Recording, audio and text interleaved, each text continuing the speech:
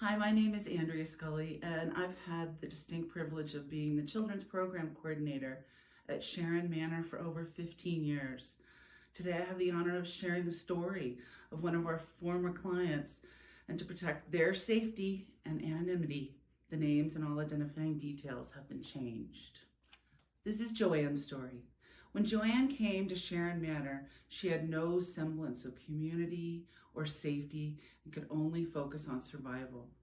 However, as she leaves our program, she has reestablished family connections, developed her children and her safety, and has a Section 8 voucher that will keep her supported for as long as she and her family need it.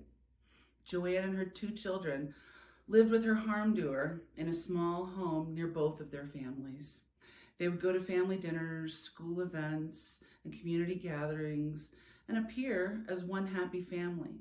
But behind closed doors, Joanne faced extreme physical, mental, and emotional abuse. Her harm doer cut her off from all of her friends and restricted contact with her family, so it only occurred when he was present, and used physical violence and the threat of physical violence toward her children to maintain power and control over her life.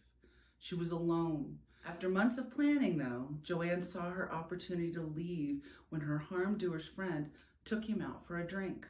She grabbed all of her important documents, her kids' favorite toys, hopped in the car, and never looked back. Eventually, Joanne found her way to Flagstaff and Sharon Manor. At Sharon Manor, Joanne found peace and independence in her own home. She began a stable job and got her kids into a school that was in walking distance of their home. Joanne could come home every day to her own room, her own kitchen, and lock on her door. After a few months, Joanne began to engage in case management, where a trusting relationship was built. Joanne knew she always had someone to go to for resources, to talk and just process life, and come up with a game plan every time it was needed.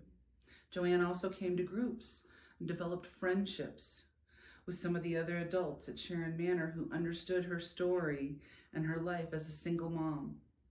Joanne's children also attended group and loved hanging out with the other children and safe adults who were there just for them.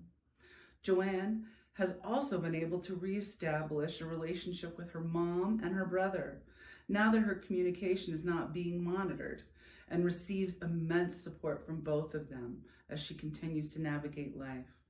She also has a Section 8 voucher and was recently accepted into a new permanent place where she and her kids will continue forward, now with community and independence and confidence.